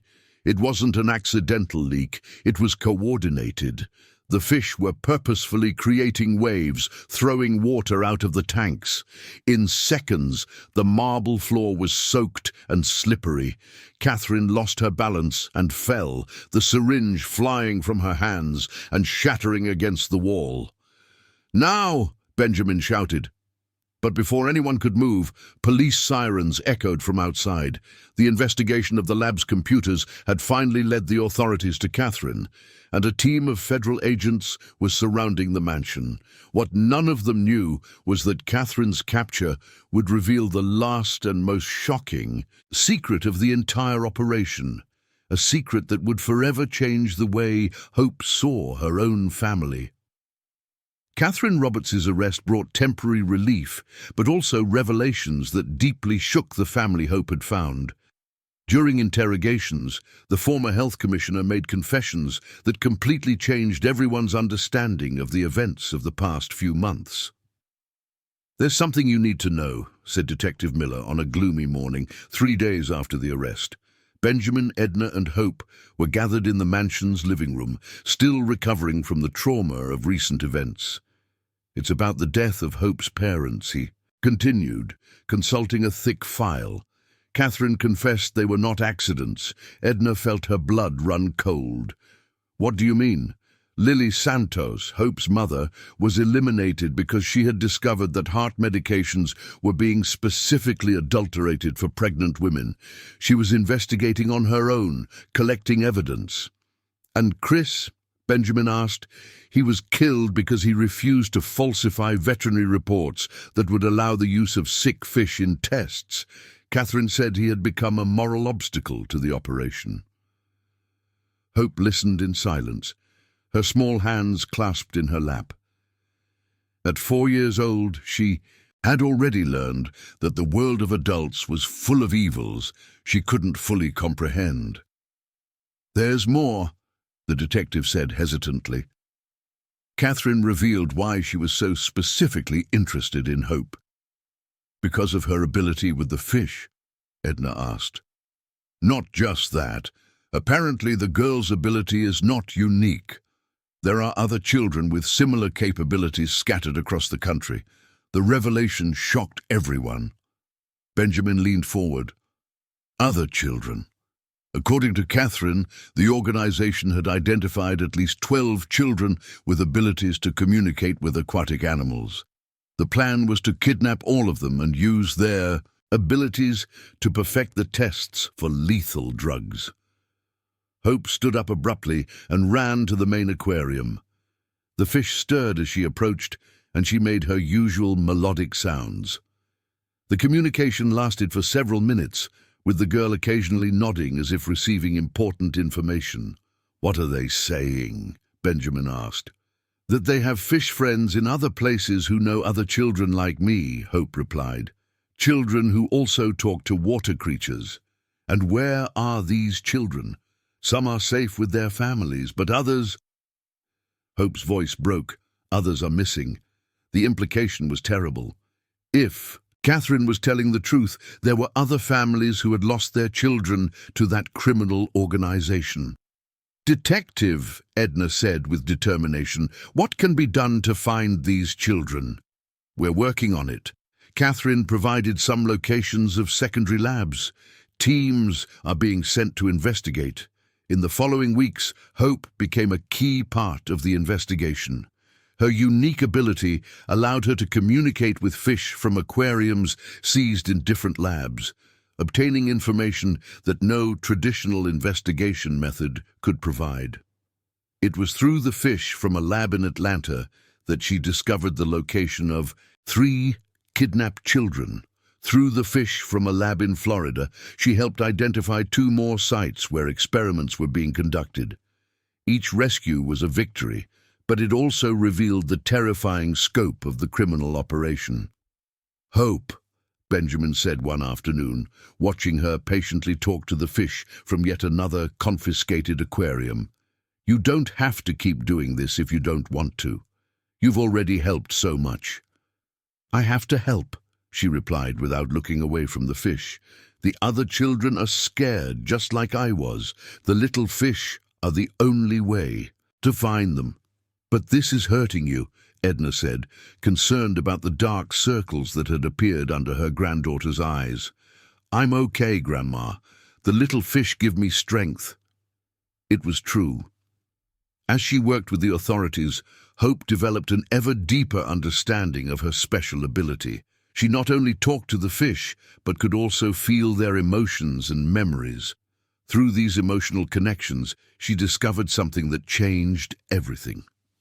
"Mr. Ben," she said one morning with a serious expression beyond her 4 years, "the little fish told me something very important."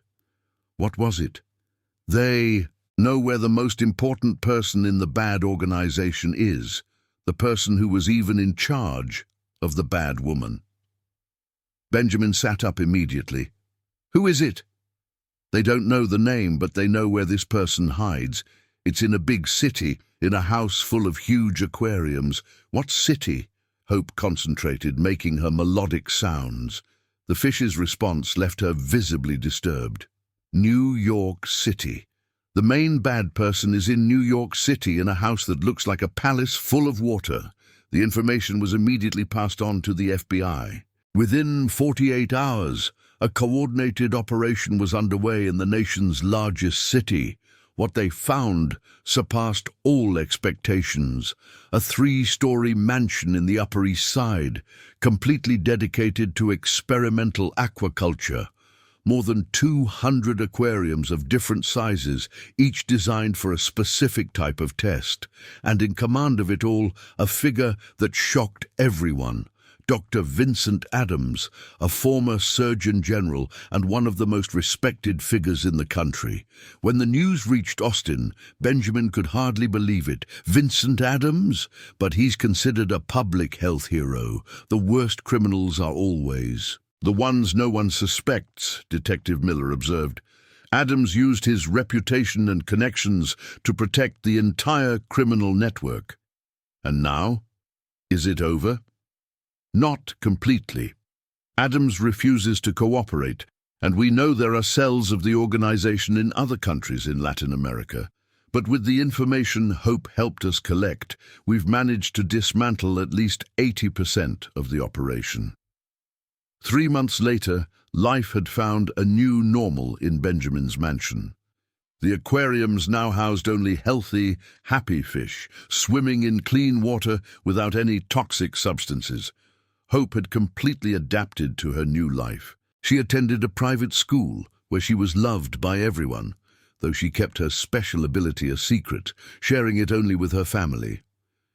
Edna, her health finally stabilized with genuine medications and proper medical care, had become a sort of informal supervisor for the programs protecting vulnerable children that Benjamin established in all his pharmacies. "You know what impresses me the most?" Benjamin said one evening, watching Hope play in the garden. "How she managed to maintain her sweetness and innocence after everything she's been through." "Children are more resilient than we think," Edna replied. "And besides, she knows she's safe now, that she has a real family, a family she created herself," Benjamin added with a smile. At that moment, Hope ran up to them with a new drawing she had made. It was a picture of the mansion surrounded by aquariums, with dozens of colorful fish swimming happily, but in the center of the picture there were 4 figures holding hands: herself, Edna, Benjamin, and a 4th person they didn't recognize. "Who is this person here?" Edna asked, pointing to the extra figure. "Oh," Hope said matter-of-factly, "that's the new little sister who's coming. New little Sister, the little fish told me that one of the girls we helped save doesn't have a family anymore. She also talks to water creatures, but it's with dolphins, not fish. Benjamin and Edna looked at each other, realizing their family was about to grow again. "And you want her to come live with us?" Benjamin asked. "I do. That way she can teach the fish here how to talk to the dolphins in the sea. And I can teach her not to be afraid of the bad men." "There are no more bad men, my sweetheart," Edna said gently. "New ones can always show up," Hope replied, with the wisdom of someone who had faced the worst and survived. "But now I know that when they show up, we're not alone to face them. We have family." And at that moment, all the fish in the mansion's aquariums began to swim in joyful formations, as if celebrating not only the family that had formed, but also all the families that would yet be saved through the love and courage of a special 4-year-old girl who learned that the greatest treasures in life are not things you find, but people you choose to love.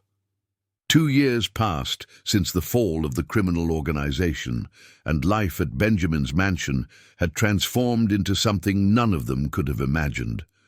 The small family had grown from 3 to 6 people, each bringing their own stories of pain and overcoming. Marina, 6, was the girl who talked to dolphins and had been rescued from a lab in Miami. She arrived at the mansion traumatized and mute, but gradually found her voice again through Hope's infinite patience and Edna's unconditional love. Kai, 5, had the ability to communicate with sea turtles and was found in a clandestine facility in Charleston.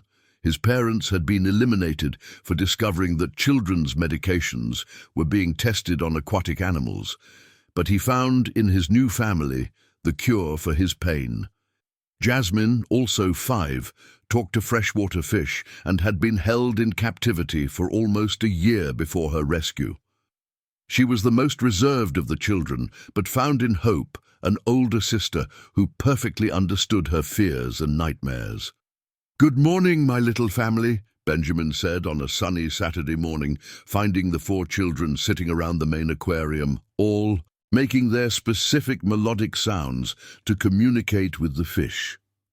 "Good morning, Papa Ben," they replied in chorus, using the affectionate name they had chosen for him. Edna appeared from the kitchen carrying a tray with a special breakfast. At 75, she had become the official grandmother to all the children and radiated a happiness that seemed to rejuvenate her each day. "The children are planning something special today," she said with a mysterious smile. "Hope, tell Papa Ben what you've discovered." Hope stood up, now 6 years old and visibly more mature, but retaining the sweetness that had always characterized her. "The little fish told us there are other special children who still need help." "Where?" "In the Everglades," said Marina, her voice still soft, but much more confident than when she arrived. "The river dolphins told me there's a girl there who talks to alligators, and there's a boy in New Orleans who talks to manatees," added Kai, excited. "And a girl in San Diego who talks to sharks," completed Jasmine, still shy but participating. Benjamin sat on the floor next to the children, impressed by the aquatic communication network they had developed. "And you want to help find these children?" "We do," Hope said with determination. "But not just find them. We want to create a place where all special children can be safe and learn to use their gifts to help, not to do harm." The idea had emerged gradually over the past few months. The 4 children had realized their abilities were not just for communication, but also for healing and protecting aquatic animals. Together, they could restore contaminated aquariums, calm injured animals, and even detect diseases in fish before symptoms appeared. "An institute," Benjamin said thoughtfully, "a place dedicated to the protection of aquatic animals and children with special abilities." "Exactly," Marina said. "And it can be right here," Hope suggested, gesturing to the mansion's gardens. "We can build bigger aquariums, pools for dolphins, tanks for turtles." "And a real lab," added Kai, "where people study how to help animals, not how to hurt them." Benjamin looked at Edna, who was watching everything with tears of pride in her eyes. Over the past 2 years, he had sold most of his pharmacies, keeping only 3 units that now functioned as free distribution centers for medicine to families in need. The money from the sale was saved, waiting for the right moment to be used for something truly significant. "You know what?" he said finally. "I think it's time to turn this house into an even more special place." 6 months later, the inauguration of the Hope Institute for Aquatic Conservation and Protection of Special Children attracted nationwide attention. What had started as a private mansion had transformed into a 50,000-square-foot complex dedicated to research, education, and protection. The institute housed not only the original 4 children, but also 12 other children with similar abilities who had been found and rescued. Each had their specialties: communication with different aquatic species, the ability to detect toxins in the water, the skill to calm injured animals. "I can't believe what we've built here," said Dr. Robert Meneses, a marine veterinarian who had become the Institute's scientific director, watching the children work in harmony with dozens of aquatic species. "What's most impressive is that they don't see their abilities as something supernatural," Benjamin observed. "For them, it's as natural as speaking English." In the center of the complex, a gigantic aquarium had been built that replicated a complete freshwater ecosystem. It was the pride of the Institute and the place where Hope spent most of her time. "Hope," Edna called one afternoon, "you have a visitor." The girl turned and saw an unknown man accompanied by a woman and a small child. "This is Dr. Silver," Benjamin explained. "He works at the National Aquarium. And this is his daughter Yara." Yara, 4, hid behind her mother, clearly nervous. But when her eyes met the main aquarium, she let out a small cry of joy. "Fishes!" she exclaimed, running toward the tank. "Yara recently developed the ability to communicate with local fish," Dr. Silver explained. "But we didn't know how to handle it until we heard about your work." Hope approached Yara, remembering how lonely and scared she had felt when her own ability first manifested. "Hi, Yara," she said gently. "Do you want me to teach you how to talk to the fish here? You talk to them too?" "I do, and I can teach you a lot of cool things they know." While the 2 girls headed to the aquarium, Benjamin talked with Yara's parents. "What you do here is extraordinary," said Dr. Silver's wife. "It's not just a shelter or a school. It's a place where special children learn that their gifts are blessings, not curses." "That was always Hope's vision," Benjamin replied. "She wanted all children like her to know they're not alone." At the main aquarium, Yara was fascinated watching Hope communicate with the fish. The animals responded to her melodic sounds by forming colorful patterns in the water as if they were aquatic dancers. "How did you learn to do that?" Yara asked. "My mom taught me when I was very little," Hope replied. "But I really learned by talking with the little fish. They're very smart and they like to help." "Can they teach me things too?" "They can.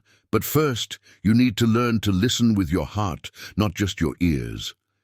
It was the same lesson Edna had taught Hope years ago, now being passed on to a new generation. As the day progressed, Yara was introduced to the other children and their specific abilities.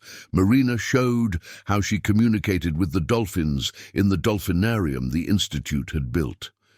Kai explained how the turtles told stories about distant places they had visited.